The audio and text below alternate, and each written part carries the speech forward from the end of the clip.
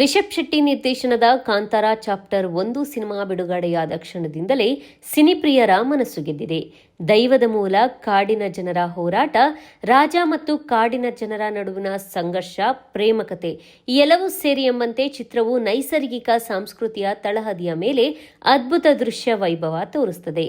ಪ್ರಕೃತಿಯ ಶಕ್ತಿ, ಮಾನವನ ಲಾಲಸೆ ಮತ್ತು ದೈವದ ನಂಬಿಕೆಯ ನಡುವಿನ ಘರ್ಷಣೆಯನ್ನ ಬಿಂಬಿಸಿರುವ ಈ ಚಿತ್ರವು ಕನ್ನಡ ಚಿತ್ರರಂಗದ ಅತ್ಯಂತ ಭಾವನಾತ್ಮಕ ಕೃತಿಗಳಲ್ಲಿ ಒಂದಾಗಿದೆ ಎನ್ನಬಹುದು. ಈ ಚಿತ್ರದಲ್ಲಿ ಪ್ರೇಕ್ಷಕರ ಗಮನ ಸೆಳೆದ ಮತ್ತೊಂದು ಅಂಶ ಎಂದರೆ ನಿಧನರಾದ ಹಾಸ್ಯ ನಟ ರಾಕೇಶ್ ಪೂಜಾರಿಯ ದೃಶ್ಯಗಳು. ಕಾಮಿಡಿ ಕಿಲಾಡಿಗಳು ಖ್ಯಾತಿಯ ಮೂಲಕ ಪ್ರೇಕ್ಷಕರಿಗೆ ನಗುವಿನ ಉಡುಗೊರೆ ನೀಡಿದ್ದ ರಾಕೇಶ್ ಕಾಂತಾರ ಚಾಪ್ಟರ್ 1 ಮೂಲಕ ಪ್ಯಾನ್ ಇಂಡಿಯಾ ಪ್ರಾಜೆಕ್ಟ್ಗೆ ಎಂಟ್ರಿ ಕೊಟ್ಟಿದ್ರು.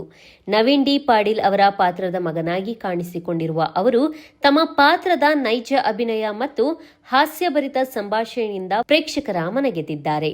ಕಾಂತಾರ ಚಾಪ್ಟರ್ 1 ಬಹುತೇಕ ಚಿತ್ರೀಕರಣ ಪೂರ್ಣಗೊಳಿಸಿದ್ದ ರಾಕೇಶ್ ಏನೋ ಕೆಲವು ಸನ್ನಿವೇಶಗಳಲ್ಲಿ ಕಾಣಿಸಿಕೊಳ್ಬೇಕಿತ್ತು. ಆದರೆ ಸ್ನೇಹಿತನ ಮದುವೆಯಲ್ಲಿ ಪಾಲ್ಗೊಂಡು ನೃತ್ಯ ಮಾಡುವಾಗ ಹೃದಯಾಘಾತದಿಂದ ನಿಧನರಾದ ರಾಕೇಶ್ ಅವರ ಅಕಾಲಿಕ ಸಾವು ತಂಡಕ್ಕೆ ಆಘಾತ ತಂದಿತು. ಆದರೆ ಅವರ ಪಾತ್ರಕ್ಕೆ ಕತ್ತರಿ ಹಾಕದೆ ಬಾಕಿ ಉಳಿದಿದ್ದ ಕೆಲವು ಸನ್ನಿವೇಶಗಳನ್ನ ಗೌರವದಿಂದ ಪೂರ್ಣಗೊಳಿಸಲು ರಿಷಬ್ ಶೆಟ್ಟಿ ಅವರ ತಂಡವು ಎಐ ತಂತ್ರಜ್ಞಾನವನ್ನ ಬಳಸಿಕೊಂಡಿದೆ ಎನ್ನಲಾಗಿದೆ.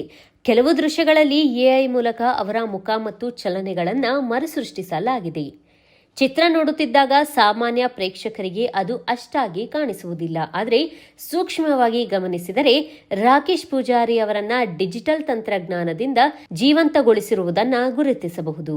ಈ ರೀತಿಯ ತಂತ್ರಜ್ಞಾನ ಈಗ ವಿಶ್ವಾದ್ಯಂತ ಚಿತ್ರರಂಗದ ಹೊಸ ಅಸ್ತ್ರವಾಗಿದೆ. ಹಾಲಿವುಡ್ನಲ್ಲಿ ಪಾಲ್ ವಾಕರ್ ನಿಧನದ ನಂತರ ಫಾಸ್ಟ್ ಅಂಡ್ ಫ್ಯೂರಿಯಸ್ 7 ಚಿತ್ರದಲ್ಲಿ ಅವರ ಪಾತ್ರವನ್ನ ಪೂರ್ಣಗೊಳಿಸಲು ಎಐ ಮತ್ತು ಮೋಷನ್ ಕ್ಯಾಪ್ಚರ್ ತಂತ್ರಜ್ಞಾನ ಬಳಕೆಯಾಯಿತು. ಸ್ಟಾರ್ ವಾರ್ ಸರಣಿಯಲ್ಲಿಯೂ ಕ್ಯಾರಿ ಫಿಶರ್ ಅವರ ಪಾತ್ರವನ್ನ ಇದೇ ರೀತಿಯ ತಂತ್ರಜ್ಞಾನದಿಂದ ಮರುಸೃಷ್ಟಿಸಲಾಯಿತು. ಕನ್ನಡದಲ್ಲೂ ಡಾಕ್ಟರ್ ವಿಷ್ಣುವರ್ಧನ್ ಅವರನ್ನ ಸಿಜಿಐ ತಂತ್ರಜ್ಞಾನದ ಮೂಲಕ 2016ರಲ್ಲಿ ತೆರೆಕಂಡಿದ್ದ ನಾಗರಹಾವು ಚಿತ್ರದಲ್ಲಿ ಮರುಸೃಷ್ಟಿಸಲಾಯಿತು. ಇಂತಹ ಪ್ರಯೋಗಗಳು ಈಗ ಭಾರತೀಯ ಚಿತ್ರರಂಗದಲ್ಲೂ ಹೆಚ್ಚಾಗ್ತಿವೆ. ಕಾಂತಾರ ತಂಡ ಈ ಪ್ರಯೋಗವನ್ನು ಯಶಸ್ವಿಯಾಗಿ ನಡೆಸಿದ್ದು ಕನ್ನಡ ಸಿನಿಮಾದಲ್ಲಿಯೇ ಹೊಸ ತಂತ್ರಜ್ಞಾನ ಬಳಕೆಗೆ ದಾರಿ ತೆರೆದಿದೆ. ಇದರ ಮಧ್ಯೆ ಕಾಂತಾರ ಚಾಪ್ಟರ್ 1 ಬಾಕ್ಸ್ ಆಫೀಸ್ನಲ್ಲಿ ಭರ್ಜರಿ ಪ್ರದರ್ಶನ ನೀಡುತ್ತಿದೆ. ಕೇವಲ 15 ದಿನಗಳಲ್ಲಿ ಸುಮಾರು 700 ಕೋಟಿ ಕಲೆಕ್ಷನ್ ದಾಖಲಿಸಿರುವ ಈ ಸಿನಿಮಾ ಕನ್ನಡ, ತೆಲುಗು, ತಮಿಳು, ಮಲಯಾಳಂ ಮತ್ತು ಹಿಂದಿ ಭಾಷೆಗಳಲ್ಲಿ ಅದ್ಭುತ ಪ್ರದರ್ಶನ ಕಾಣ್ತಿದೆ.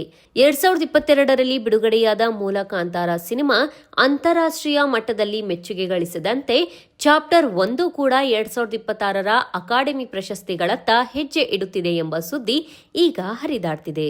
ರಿಷಬ್ ಶೆಟ್ಟಿ ನಿರ್ದೇಶನ, ನಟನೆಯ ಜೊತೆಗೆ ಸ್ಥಳೀಯ ಸಂಸ್ಕೃತಿ ಮತ್ತು ಪೌರಾಣಿಕ ನಂಬಿಕೆಯನ್ನ ಆಳವಾಗಿ ಚಿತ್ರಿಸಿರುವ ಈ ಕೃತಿ ಕನ್ನಡ ಚಿತ್ರರಂಗದ ಹೆಮ್ಮೆಯಾಗಿದೆ. ತಂತ್ರಜ್ಞಾನ, ಕಲಾ ನೈಪುಣ್ಯ ಮತ್ತು ಭಾವನೆ ಎಲ್ಲವೂ ಒಂದಾಗಿ ಬೆರೆತಿರುವ ಕಾಂತಾರ ಚಾಪ್ಟರ್ 1 ಚಿತ್ರವು ಕೇವಲ ಒಂದು ಕಥೆಯಲ್ಲ, ಅದು ನಂಬಿಕೆಯ ಮತ್ತು ನವೀನತೆಯ ಶ್ರೀಮಂತ ಸಿನಿಮಾ ಆಗಿದೆ.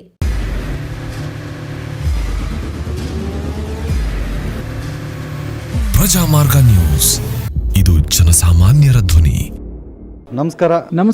ನೀವು ನೋಡ್ತಾ ಇದ್ದೀರಾ ಪ್ರಜಾಮಾರ್ಗ ನ್ಯೂಸ್. ರಾಷ್ಟ್ರದ, ರಾಜ್ಯದ, ರಾಜಕೀಯದ ಬಗ್ಗೆ ಹೆಚ್ಚಿನ ಸಿನಿಮಾ ಅಪ್ಡೇಟ್ಗಳಿಗಾಗಿ ಫಸ್ಟ್ ಲೈಕ್ ಮಾಡಿ, ಸಬ್ಸ್ಕ್ರೈಬ್ ಆಗಿ, ಹಾಗೆ ಫಾಲೋ ಕೂಡ ಮಾಡಬೇಕು.